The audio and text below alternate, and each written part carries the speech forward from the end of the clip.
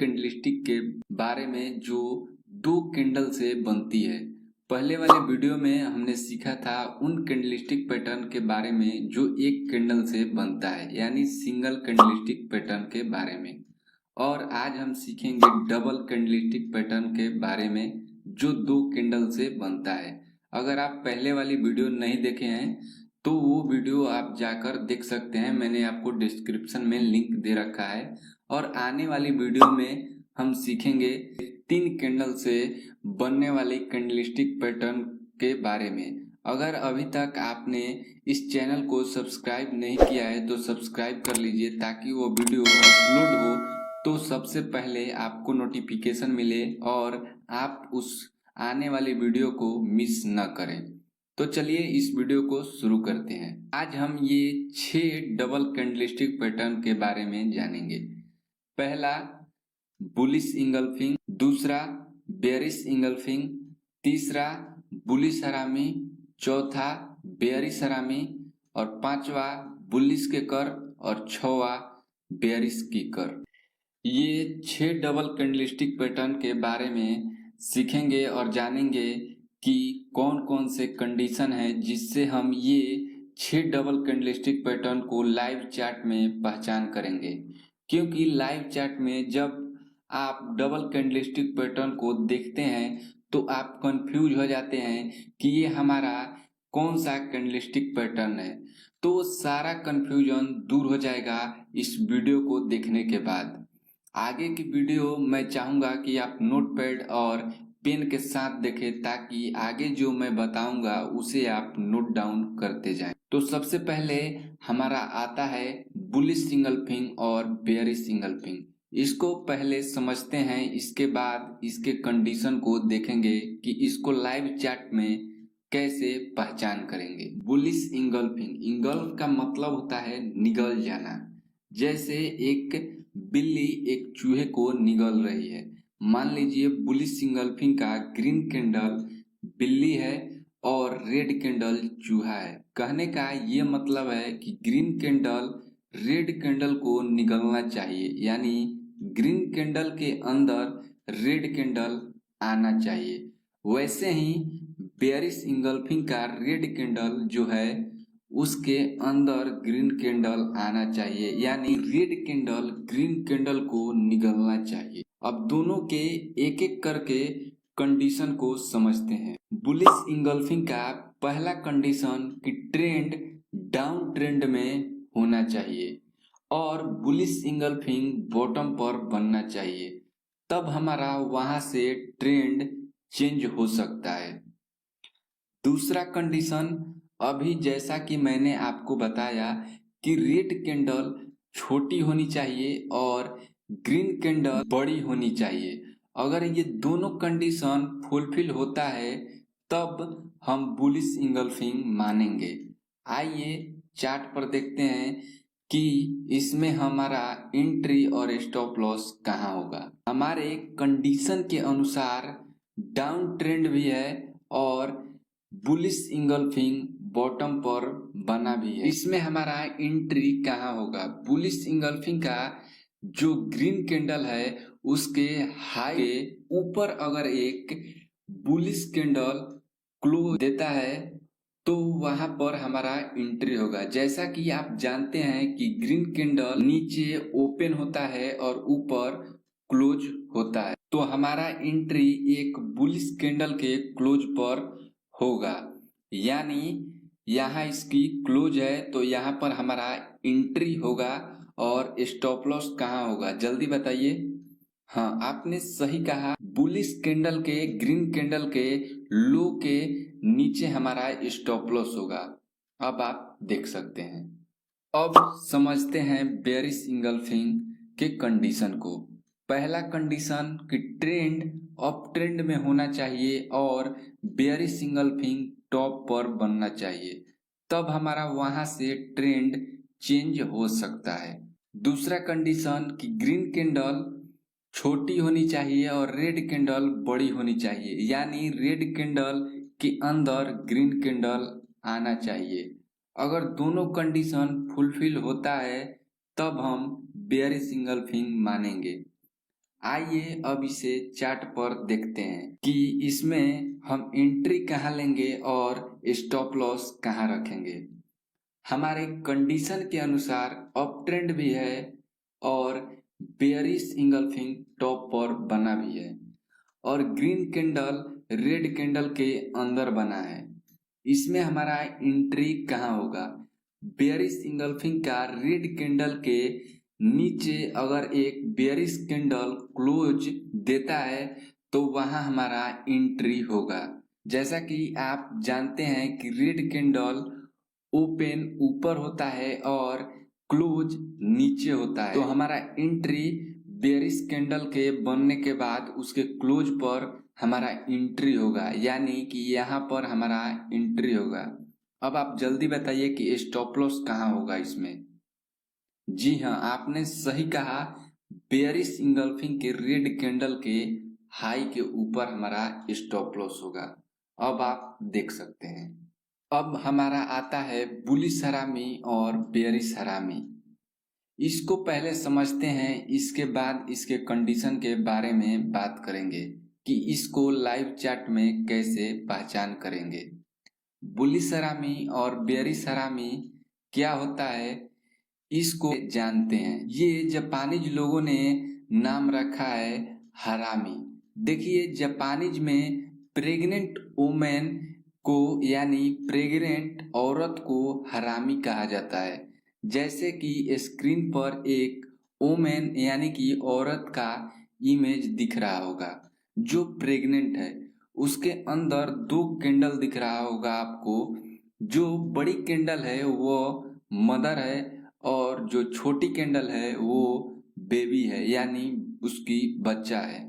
इसी के ऊपर इस कैंडल का नाम रखा गया है। जैसे बुलिश हरामी में रेड कैंडल मदर है और ग्रीन कैंडल बेबी है, वैसे ही बेयरिश हरामी में ग्रीन कैंडल मदर है और रेड कैंडल बेबी है। आइए दोनों को एक एक करके कंडीशन को जानते हैं। बुलिश हरामी का पहला कंडीशन कि ट्रेंड डाउन ट्रेंड में होना चाहिए और बुलिश हरामी बॉटम पर बनना चाहिए। दूसरा कंडीशन कि रेड कैंडल बड़ी होनी चाहिए और ग्रीन कैंडल छोटी होनी चाहिए और गैप अप होनी चाहिए। गैप अप कैसे पता करेंगे कि गैप अप हुआ है या नहीं? जैसा कि आप जानते हैं कि रेड कैंडल ऊपर ओपन होता है और नीचे क्लोज होता है और ग्रीन कैंडल नीचे ओपन होता है और ऊपर क्लोज होता है। आप देख सकते हैं यहाँ गैप अप ओपन हुआ है, यानी पहले सेलर्स हावी थे, अब बायर्स हावी हो गए हैं। वो मार्केट को ऊपर पुश कर रहे हैं, तो यहाँ से ट्रेंड चेंज हो सकता है क्योंकि यहाँ बायर्स कंट्रोल में है। अगर ये 2 कंडीशन फुलफिल होता है तो आप समझ सकते हैं कि ये बुलिश हरामी पैटर्न है। यहाँ से हमारा ट्रेंड चेंज होगा। आइए चार्ट पर देखते हैं कि एंट्री कहाँ होगी और स्टॉप लॉस कहाँ होगा। जैसा कि आप देख सकते हैं कि हमारा ट्रेंड डाउन ट्रेंड भी है और बुलिश हरामी हमारा बॉटम पर बना भी है। इसमें हमारा एंट्री बुलिश हरामी के ऊपर एक ग्रीन कैंडल क्लोज देता है तो वहां पर हमारा एंट्री होगा। यानी जो बुलिश हरामी का ग्रीन कैंडल है उसके हाई के ऊपर अगर एक ग्रीन कैंडल क्लोज होता है तो वहां हमारा क्लोज पर एंट्री होगा और स्टॉप लॉस कहाँ रखेंगे आप बताइए जल्दी।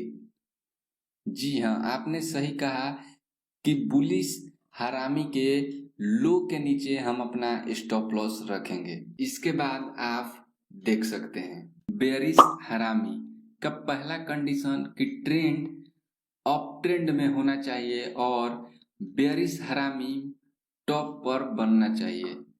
दूसरा कंडीशन कि ग्रीन कैंडल बड़ी होनी चाहिए और रेड कैंडल छोटी होनी चाहिए और गैप डाउन होनी चाहिए। गैप डाउन कैसे पता करेंगे कि गैप डाउन हुआ है या नहीं। जैसा कि आप जानते हैं कि ग्रीन कैंडल नीचे ओपन होता है और ऊपर क्लोज होता है, और रेड कैंडल ऊपर ओपन होता है और नीचे क्लोज होता है। आप देख सकते हैं यहाँ गैप डाउन ओपन हुआ है, यानी पहले बायर्स हावी थे, अब सेलर्स हावी हो गए हैं। वो मार्केट को नीचे पुश कर रहे हैं, तो यहाँ से हमारा ट्रेंड चेंज हो सकता है, क्योंकि सेलर्स कंट्रोल में हैं। अगर ये दो कंडीशन फुलफिल होता है तो आप समझ सकते हैं कि ये बेयरिश हरामी पैटर्न है, यहाँ से हमारा ट्रेंड चेंज होगा। आइए चार्ट पर देखते हैं कि एंट्री कहाँ होगी और स्टॉप लॉस कहाँ होगा। हमारे कंडीशन के अनुसार आप देख सकते हैं कि अप ट्रेंड भी है और बेयरिश हरामी टॉप पर बना भी है। ये हमारा गैप डाउन ओपन भी हुआ है। इसमें हमारा एंट्री अगर बेयरिश हरामी के नीचे एक बेयरिश कैंडल क्लोज देता है तो वहां हमारा क्लोज पर एंट्री होगा, और स्टॉप लॉस बेयरिश हरामी के हाई के ऊपर हम अपना स्टॉप लॉस रखेंगे। इसके बाद आप देख सकते हैं। अब हम देखते हैं बुलिश किकर और बेयरिश किकर को। इसको पहले समझते हैं, इसके बाद इसके कंडीशन को जानेंगे कि लाइव चार्ट में कैसे पहचान करेंगे। बुलिश किकर और बेयरिश किकर नाम से ही पता चलता है। किकर यानी कि जैसा कि हम किक मारते हैं फुटबॉल को तो वो उछलता है, वैसे ही यह गैप अप ओपन होता है। रेड कैंडल बनने के बाद अगला green candle gap up open होता है। जैसे मान लीजिए रेड कैंडल 80 रुपए पर ओपन हुआ और 70 रुपए पर क्लोज हुआ, और अगली कैंडल 90 रुपए पर ओपन हुआ और 100 रुपए पर क्लोज हुआ, तो यहाँ 10 रुपए का गैप अप हो गया। तो इसे हम गैप अप कहते हैं। जो 10 पॉइंट का हमें गैप अप देखने को मिल रहा है, इसे हम गैप अप कहते हैं। यहाँ से हम समझ सकते हैं कि हमारा ट्रेंड रिवर्स होने वाला है। वैसे ही बेयरिश किकर में जैसे कि हम फुटबॉल को उछल के मारते हैं तो वो नीचे माहे भागता है, वैसे ही ये गैप डाउन ओपन होता है। यानी कि ग्रीन कैंडल के बनने के बाद जो अगला कैंडल रेड कैंडल बनता है वो गैप डाउन में बनता है। जैसे मान लीजिए ग्रीन कैंडल 70 रुपए पर ओपन हुआ और 80 रुपए पर क्लोज हुआ, और अगली कैंडल 60 रुपए पर ओपन हुआ और 50 रुपए पर क्लोज हुआ, तो यहाँ 10 रुपए का गैप अप हो गया। आइए इसके एक एक करके कंडीशन को समझते हैं। बुलिश किकर का पहला कंडीशन कि ट्रेंड डाउन ट्रेंड में होना चाहिए और बुलिश किकर बॉटम पर बनना चाहिए। दूसरा कंडीशन कि रेड कैंडल बनने के बाद green candle gap up open होना चाहिए। जैसा कि मैंने आपको पहले बताया कि गैप अप हम कैसे समझ सकते हैं, वैसे ही गैप अप ओपन होना चाहिए। आइए चार्ट पर देखते हैं कि इसमें हमारा एंट्री कहाँ होगा और स्टॉप लॉस कहाँ रखेंगे। जैसा कि आप देख सकते हैं कि हमारे कंडीशन के अनुसार डाउन ट्रेंड भी है और बुलिश किकर बॉटम पर बना भी है और गैप अप ओपन भी हुआ है। तो इसमें हमारा एंट्री जो हमारा ग्रीन कैंडल बना है गैप अप, उसके बाद अगर एक बुलिश कैंडल क्लोज देता है तो उस क्लोज पर हमारा एंट्री होगा। जैसा कि आप जानते हैं कि ग्रीन कैंडल नीचे से ओपन होता है और ऊपर क्लोज होता है, तो उसके क्लोज पर हमारा एंट्री होगा। और स्टॉप लॉस आप बताइए कि स्टॉप लॉस इसमें हम कहाँ रखेंगे। जी हाँ, आपने सही बताया कि इसका स्टॉप लॉस बुलिश किकर के लो के नीचे हम अपना स्टॉप लॉस रखेंगे। और इसके बाद आप देख सकते हैं बेयरिश किकर। बेयरिश किकर का पहला कंडीशन कि ट्रेंड अप ट्रेंड में होना चाहिए और बेयरिश किकर टॉप पर बनना चाहिए। दूसरा कंडीशन कि बेयरिश किकर हमारा गैप डाउन ओपन होना चाहिए। जैसा कि मैंने आपको पहले समझाया कि गैप डाउन आप कैसे पता कर सकते हैं। अगर ये दोनों कंडीशन फुलफिल होते हैं तो हम समझ सकते हैं कि ये हमारा बेयरिश किकर है और यहाँ से हमारा ट्रेंड चेंज हो सकता है। तो आइए इसे चार्ट पर देखते हैं कि इसमें हमारा एंट्री कहाँ होगा और स्टॉप लॉस कहाँ रखेंगे। तो हमारे कंडीशन के अनुसार आप देख सकते हैं कि अप ट्रेंड भी है और बेयरिश किकर टॉप पर बना भी है। इसमें गैप डाउन ओपन भी हुआ है। बेयरिश किकर के लो के नीचे अगर एक बेयरिश कैंडल क्लोज होता है तो उसके क्लोज पर हम अपना एंट्री लेंगे। जैसा कि मैंने आपको बताया कि रेड कैंडल ऊपर ओपन होता है और नीचे क्लोज होता है, तो इसके क्लोज पर हमारा एंट्री होगा। और आप बताइए कि स्टॉप लॉस कहाँ रखेंगे। जी हाँ, इसका स्टॉप लॉस हम बेयरिश किकर के हाई के ऊपर हम अपना स्टॉप लॉस रखेंगे और इसके बाद आप देख सकते हैं।